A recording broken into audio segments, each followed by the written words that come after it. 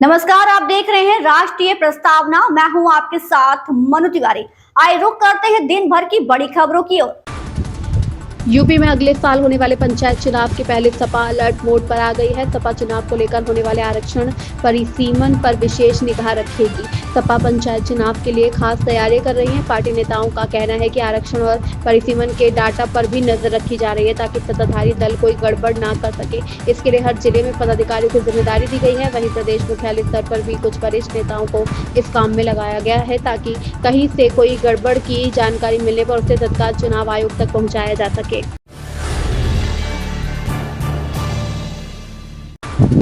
महाराष्ट्र में मनसे और शिवसेना उद्धव बाला साहेब ठाकरे के बीच संभावित गठबंधन की अटकलें खूब चल रही हैं। इस बीच पवार परिवार में विलन की चर्चा भी शुरू हो गई है। हाल ही में दोनों ओर से आए बयान काफी कुछ संकेत दे रहे हैं। महाराष्ट्र की सियासत में बड़ी उठापटक की सुगबुगाहट तेज हो गई है। मनसे और शिवसेना के बीच संभावित गठबंधनों की अटकलों के बीच अब पवार परिवार के साथ आने की चर्चा तेज हो चली है। बताया जा रहा है राष्ट्रवादी कांग्रेस पार्टी के दोनों गुट पार्टी के 26वें स्थापना वर्ष का कार्यक्रम मनाने की तैयारी में जुटे हैं।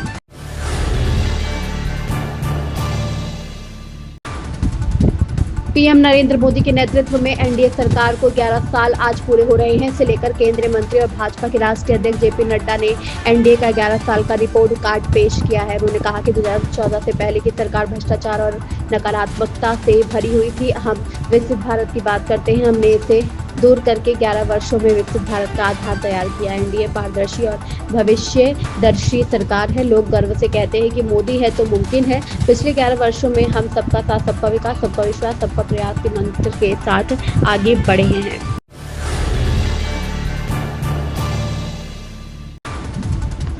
अमेरिकी राष्ट्रपति डोनाल्ड ट्रंप की आप्रवासन नीति के खिलाफ कैलिफोर्निया प्रांत में जारी विरोध प्रदर्शन पुलिस की सख्ती के बाद शनिवार को दंगे में तब्दील हो गया है। हिरासत केंद्र के पास मौजूद प्रदर्शनकारियों को तितर बितर करने के लिए पुलिस ने आंसू गैस के गोले दागे। इसके बाद प्रदर्शनकारियों ने पुलिस पर पटाखे चलाए और पथराव किया। आरोप है कि प्रदर्शनकारियों में आसपास की कई इमारतों व वाहनों को नुकसान पहुंचाया। इस बीच राष्ट्रपति ट्रंप ने कहा है कि जल्द ही लॉस एंजिलिस में व्यवस्था बहाल की जाएगी, उसे आजाद किया जाएगा।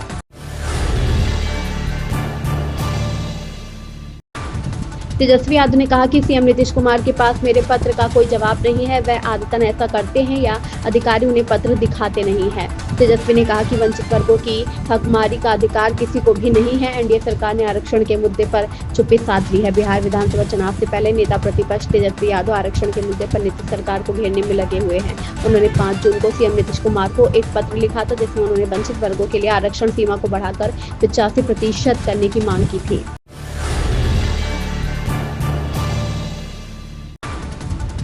एनडीए सरकार के 11 साल सोमवार को पूरे हो रहे हैं। इसे लेकर गृह मंत्री अमित शाह ने बताया कि नया भारत सुधार, प्रदर्शन और परिवर्तन की शक्ति के साथ विकास और आत्मनिर्भरता की ओर तेजी से आगे बढ़ रहा है। देशवासियों के जीवन में सकारात्मक बदलाव लाकर भारत को हर क्षेत्र में नंबर 1 बनाने की यात्रा जारी रहेगी। एनडीए सरकार के 11 साल पूरे होने पर सोमवार को केंद्रीय गृह मंत्री अमित शाह ने उपलब्धियां बताई। उन्होंने कहा कि मोदी सरकार का 11 साल का कार्यकाल जनसेवा के प्रति संकल्प, प्रयास और समर्पण का स्वर्णिम काल रहा।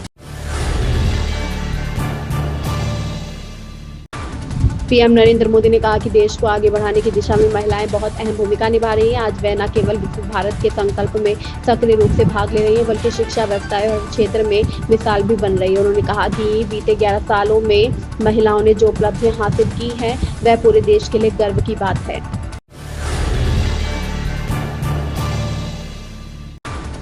पंजाबी एक्टर दिलजीत दोसांझ ने हाल ही में अपनी अपकमिंग फिल्म सरदार जी 3 के सेट से कुछ वीडियोस तस्वीरें शेयर की, जिन्हें देखने के बाद फैंस ने हानिया आमिर को लेकर सवाल उठा दिया। पंजाबी फिल्म इंडस्ट्री के सुपरस्टार दिलजीत दोसांझ इन दिनों अपनी मच अवेटेड फिल्म सरदार जी 3 को लेकर जबरदस्त सुर्खियों में है। हाल ही में उन्होंने इस फिल्म के सेट से कुछ वीडियोस तस्वीरें सोशल मीडिया पर शेयर की, जो अब फैंस के बीच चर्चा का बड़ा विषय बन गई है।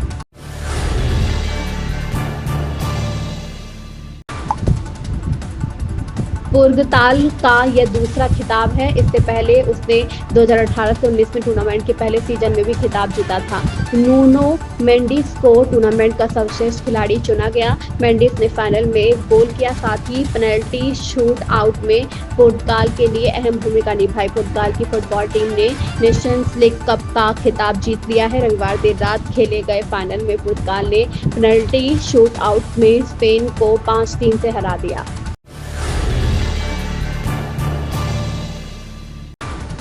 इन दिनों देश में खूब गर्मी पड़ रही है। लगातार भीषण लू और गर्म हवाएं लोगों को तड़पा रही हैं। लोग दम भी तोड़ रहे हैं, मगर पुरानी रिपोर्टिंग प्रणाली से मरने वालों की सही संख्या सामने नहीं आ पा रही है। इसके चलते मौतों की संख्या कम करने और इससे बचाव के उपायों पर काम नहीं हो पा रहा है। भारत में गर्मी जान ले रही है। इन दिनों भीषण लू और गर्मी से हालत बिगड़ती जा रही है, मगर सिस्टम की खामी से मरने वालों को सही आंकड़े सामने नहीं आ पा रहे। हालात यह है कि देश में 3 अलग-अलग सिस्टम गर्मी से मरने वालों के अलग-अलग आंकड़े देते हैं।